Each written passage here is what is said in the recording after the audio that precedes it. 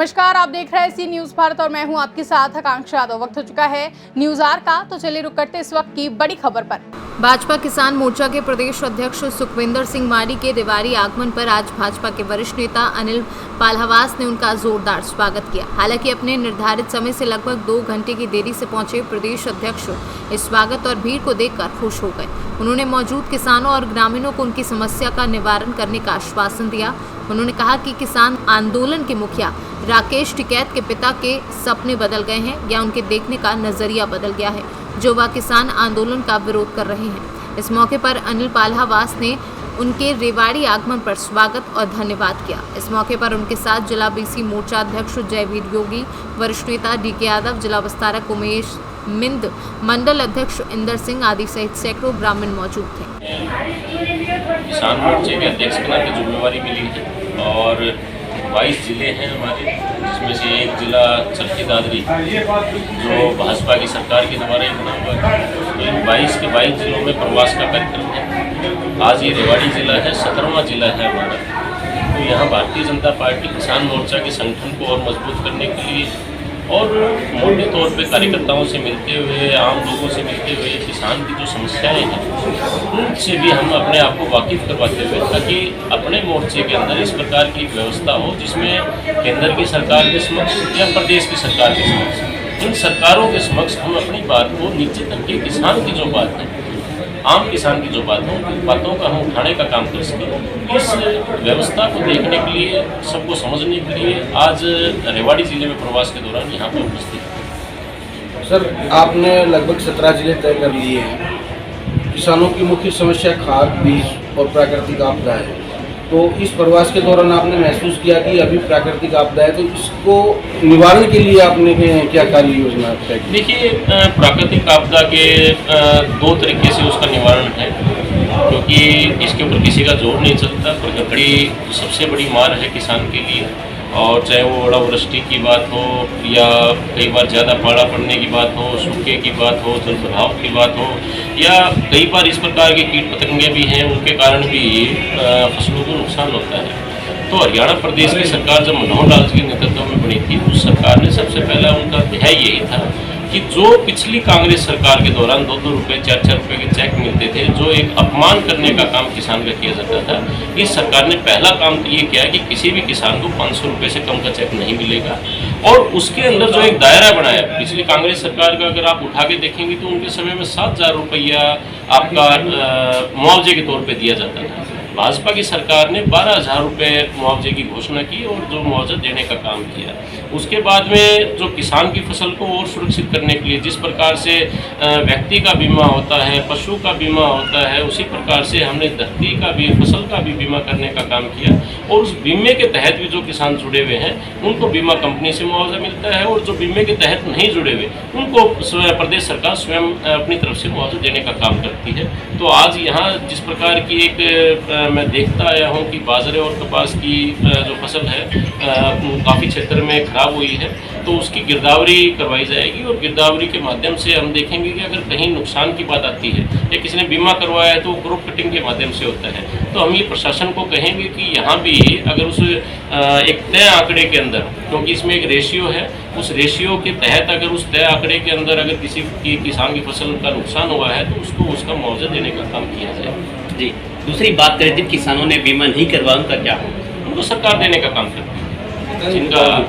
जिनका गिरदावरी अगर हो जाती है, गिरदावरी होने के बाद अगर किसी किसान ने बीमा नहीं करवा रखा, क्योंकि बीमा करवा रखा है वो क्रॉप कटिंग से होगा उसका, और जिसने बीमा नहीं करवा रखा है उसको पटवारियों के तहत गिरदावरी करवाने का जो एक प्रावधान है, उसी के तहत अगर कोई रिपोर्ट जाती है प्रशासन के पास और अगर उसमें ये लगता है कि इसमें मुआवजा बनता है, उस रेशियो के अंदर नुकसान हुआ है, तो फिर उसका मुआवजा देने की बात की जाती है। तो किसान की फसल की बात करें, क्या ये कहा कि जो इस मुआवजे की गंभीरता को हमारी प्रदेश की सरकार ने समझने का काम किया, और इसको समझते हुए जो 2-2 रुपये, 4-4 रुपये के चेक कांग्रेस सरकार किसान को देके अपमान करने का काम करती थी, हमारी प्रदेश की सरकार ने ये तय किया कि कम से कम का जो एक मुआवजा, क्योंकि एक खेवट के अंदर कई साझेदार हैं, और हमने 1 एकड़ का जो मुआवजा तय किया वो 12,000 रुपये मैक्सिमम तय किया था। लेकिन 1 एकड़ में उस खेवट के अनुसार कई साझेदार हो जाते हैं, तो उसके अनुसार वो चेक कम के आते थे। इसलिए हमने ये तय किया कि 500 रुपये से कम का चेक तो किसी को नहीं मिलेगा। अगर आप पूरे एकड़ का आप अगर देखेंगे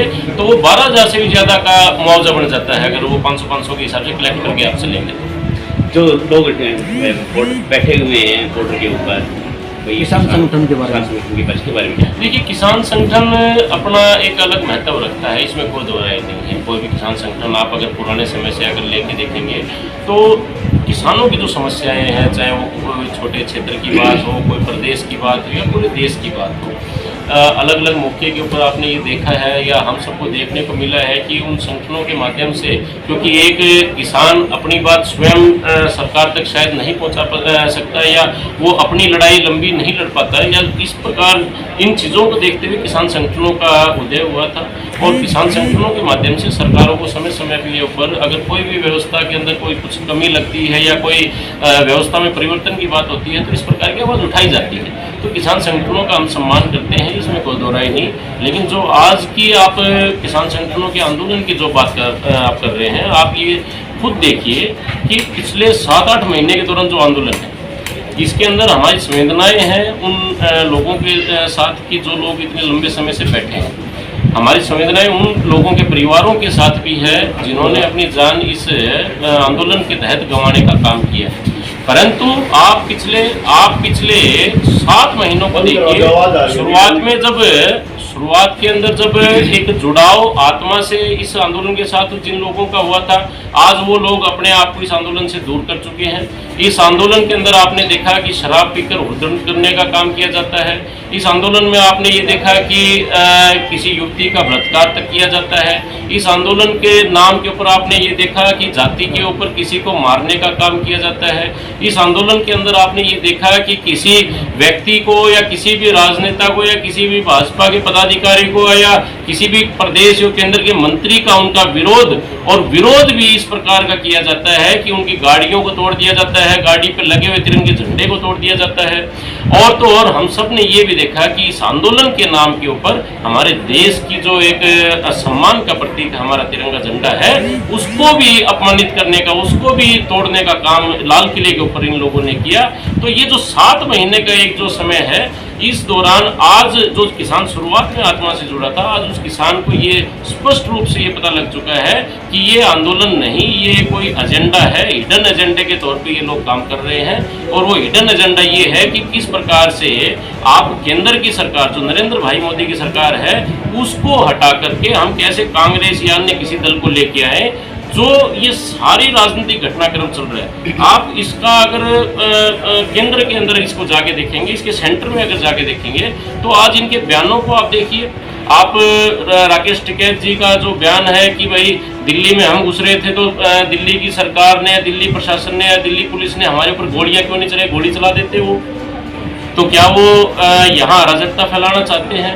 वो जिन लोगों ने गाड़ियों के शीशे तोड़ने का काम करते हैं, जो पथराव करने की घटनाएं करते हैं, उन लोगों को बचाने के लिए धरना स्थल के ऊपर पहुंच जाते हैं, तो क्या वो अराजकता फैलाना चाहते हैं? ये आज इस प्रदेश का व्यक्ति समझ चुका है कि ये उसी प्रकार के लोग हैं जिन लोगों ने पीछे भी इस हरियाणा प्रदेश को आंदोलन की आग में झोंकने का काम किया था। आज लोग समझ चुके हैं। हरियाणा से सीनू संवाददाता चैन सिंह की रिपोर्ट। फिलहाल के लिए न्यूज़ आवर में बस इतना ही। देश और दुनिया की तमाम बड़ी खबरों के लिए बने रहे सी न्यूज़ भारत के साथ।